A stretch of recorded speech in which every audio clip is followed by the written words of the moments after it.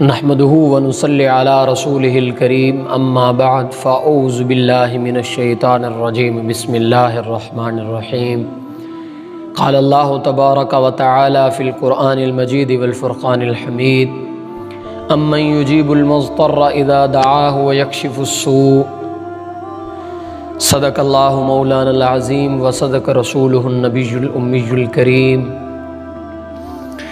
اللہ رب العزت نے قرآن مجید فرقان حمید میں فرمایا کہ جب تمہیں کوئی پریشانی پڑتی ہے تو تم کس کو پکارتے ہو اور کون تمہاری اس پریشانی اور مصیبت اور دکھ سے تمہاری جان چھڑاتا ہے۔ اور اسی طرح قرآن مجید فرقان حمید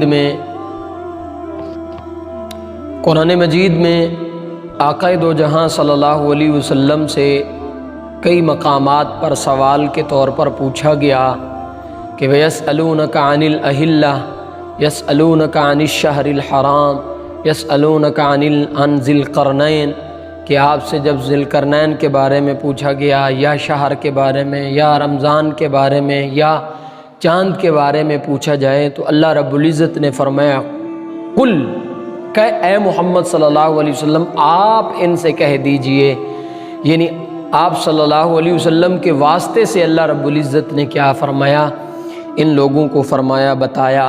لیکن قربان جاؤں جب اللہ رب العزت سے مانگنے کی باری آئی، جب اللہ رب العزت کی اپنی بات کی باری آئی کہ دیکھیں اس آیت میں وَإِذَا سَأَلَكَ عِبَادِي عَنِّي فَإِنِّي قَرِيبٌ کہ جہاں پر بھی سوال کی باری آئی تو اللہ رب العزت نے آقا دو جہاں صلی اللہ علیہ وسلم کے واسطے کے ذریعے سے ان کو کہا کہ بتا دیجئے۔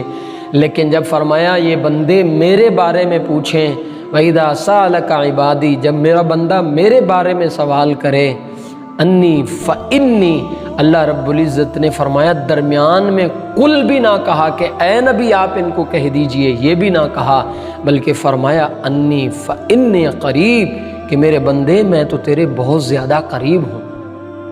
واسطہ بھی نہیں لائے کہ کہیں دیر نہ ہو جائے۔ تو میرے بھائیوں ہمیں کوئی بھی پریشانی لاحق ہو تو ہم اپنے رب سے دعا مانگیں۔ ہم آج ہمارے ہاں معاشرے میں نعوذ باللہ من ذالک ایک جملہ بہت زور و شور سے بولا جاتا ہے کہ اللہ تو ہماری دعا قبول کرتا ہی نہیں، اللہ تو ہماری دعا سنتا ہی نہیں۔ او میرے بھائی اللہ نہیں دعا سنتا، اللہ نہیں قبول فرماتا تو پھر کون کرتا ہے؟ یہ بڑا غلط جملہ ہے، اس کو نہ دہرایا کریں۔ اللہ سے مانگ۔ حضرت ابو ہریرہ فرماتے ہیں کہ آقا دو جہاں صلی اللہ علیہ وسلم نے فرمایا اللہ آدمی کی بندے کی دعا کو سنتا رہتا ہے اس وقت تک کہ جب تک کہ وہ جلدی نہ کرے، جب تک کہ وہ جلدی نہ کرے اللہ اس کی دعاؤں کو سنتے رہتے ہیں۔ اللہ سے صدق کے دل سے دعا مانگو، اللہ رب العزت ضرور قبول فرماتے ہیں۔ ابو بغلق نامی صحابی رسول انصاری صحابی ہیں، جا رہے تھے تجارت کے لیے، سفر میں تھے، ڈاکو نے راستہ روک لیا، فرمایا مال لے لو لیکن جان تو بخش دو۔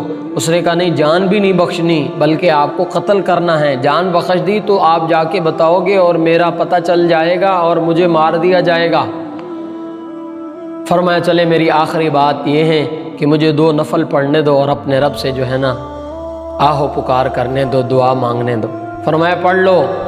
سجدے میں گئے اور فرمایا یا مغیث اغثنی یا مغیث اغثنی یا مغیث اغثنی، اے دکھوں سے نجات دلانے والے، اے پریشانیوں سے نجات دینے والے، مجھے بھی اس پریشانی سے نجات دلا۔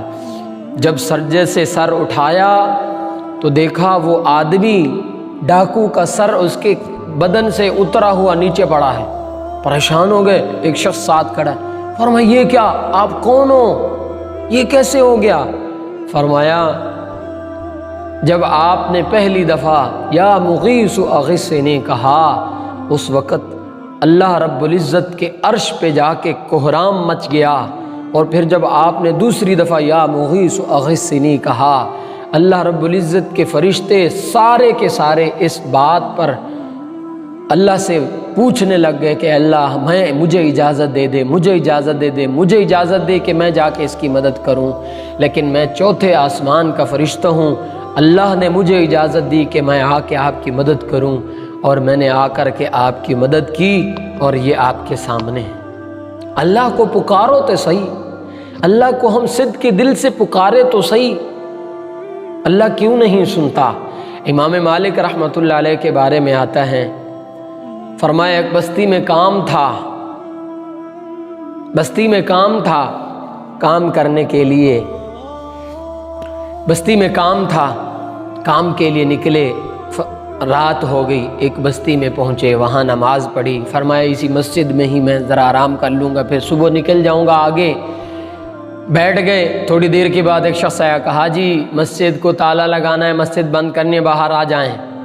ایک دفعہ، دو دفعہ، تین دفعہ، آخر کار اس نے امام مالک رحمۃ اللہ علیہ کا سامان نکالا اور باہر پھینک دیا، اور امام مالک رحمۃ اللہ علیہ کو باہر نکال دیا۔ اس کو پتہ نہیں تھا کہ یہ وقت کا اتنا بڑا محدث اور اللہ کا ولی ہے۔ امام مالک رحمۃ اللہ علیہ نے دیکھا باہر ایک تندور پہ ایک شخص روٹیاں لگا رہا ہے، سردی کی رات تھی، اس کے پاس گئے، فرمایا تندور پہ وقت گزار لوں گا، سردی کم لگے گی۔ گئے، دیکھا تو وہ لڑکا، وہ شخص ہر عمل پہ استغفار استغفار استغفار کرتا ہے، روٹی لگاتا ہے استغفار، آٹا بناتا ہے استغفار، روٹی اتارتا ہے تندور سے نکالتا ہے استغفر اللہ کہتا ہے۔ تو امام مالک رحمۃ اللہ علیہ نے اس کی طرف بڑے تعجب سے دیکھا، فرمایا یار بڑے خوش نصیب ہو کہ ہر عمل پہ تم کیا کرتے ہو، استغفر اللہ کہتے ہو۔ اس نے کہا یہ بڑے عرصے سے میرا عمل جاری ہے، اور اس کی وجہ سے اللہ نے مجھے مستجاب الدعوات بنا دیا ہے کہ میں جو بھی دعا مانگتا ہوں اللہ قبول فرماتے ہیں۔ تو فرمایا ایک دعا میری ایسی ہے کہ جو اللہ نے ابھی تک قبول نہیں فرمائی۔ فرمایا کیا؟ فرمانے لگا ایک بہت بڑا اللہ کا ولی ہے، اور وہ کیا کرتا ہے، امام مالک میں نے سنا ہے، میں نے اللہ سے دعا مانگی اللہ مرنے سے پہلے پہلے میری اس سے ملاقات کرا دے، میں اس سے مل لوں۔ امام مالک رحمۃ اللہ علیہ کی آنکھوں میں آنسو آ گئے، فرمایا بیٹا میں وہی امام مالک ہوں، اللہ سے مانگو، اللہ قبول کیوں نہیں فرماتا؟ یار اللہ نہیں کرے گا تو کون کرے گا؟ اللہ ضرور قبول کرے گا، ہاں یہ ہے کہ دعا مانگتے ہوئے آداب کو ملحوظ خاطر رکھا جائے۔ ایک صحابی رسول مسجد نبوی میں آئے، نماز پڑھی، نماز پڑھتے ہی فوراً دعائیں مانگنا شروع کر، اللہ مجھے یہ دے دے، مجھے وہ دے دے۔ آقا دو جہاں صلی اللہ علیہ وسلم نے فرمایا عجلت ایھا المصلی، اے نمازی آپ کو بڑی جلدی ہے، دعا مانگ رہے ہو؟ فرمایا پھر آپ سکھا دیں۔ پاس بلایا، فرمایا دعا مانگتے سے پہلے، جب دعا مانگو، دعا مانگنے سے پہلے اپنے رب کی تعریف کر لو، اپنے رب کی تعریف کرو۔ رب کی تعریف کیا ہے؟ اگر میں کہوں تو رب کی تعریف سورۃ اخلاص، اپنے الفاظ میں اگر آپ مانگنا چاہیں رب کی سورۃ اخلاص پڑھ لیں، رب کی تعریف ہے۔ سورۃ فاتحہ پڑھ لیں، رب کی تعریف سے بھری پڑی ہے۔ اور فرمایا اس کے بعد صلی علی محمد، آقا دو جہاں صلی اللہ علیہ وسلم پر درود پڑھو۔ آپ صلی اللہ علیہ وسلم نے فرمایا جب تک دعا سے پہلے اور آخر میں درود نہ پڑھا جائے وہ دعا آسمان اور بندے کے درمیان لٹکی رہتی ہے، عرش پر جاتی ہی نہیں۔ قبلہ رخ ہو کر کے دعا مانگو، ہاتھوں کو حرکت دے کے اٹھا کر کے اللہ سے دعا مانگو، یہ ادب ہے، باوضو ہو کے دعا مانگو۔ ان کے بغیر دعا ہو جاتی ہے، لیکن کیونکہ ہم اپنے رب سے اتنے بڑی ذات سے دعا مانگ رہے ہیں تو آداب کو ملحوظ خاطر رکھ کے جب ہم اپنے رب سے دعائیں مانگیں گے تو ہمارا اللہ ان دعاؤں کو ضرور قبول فرمائے گا۔ تو اس لیے کوئی بھی پریشانی ہو، کوئی بھی مسئلہ ہو، اپنے رب سے اس کو ڈسکس کریں، اپنے رب سے دعائیں مانگیں اور اپنے رب سے جو ہے نا آہوزاری کریں۔ اللہ رب العزت مجھے، آپ کو، ہم سب کو اپنے سامنے جھکنے کی توفیق عطا فرمائے اور اپنا محتاج بنائے، اپنے علاوہ کسی کا محتاج نہ بنائے۔ وما علینا الا البلاغ المبین۔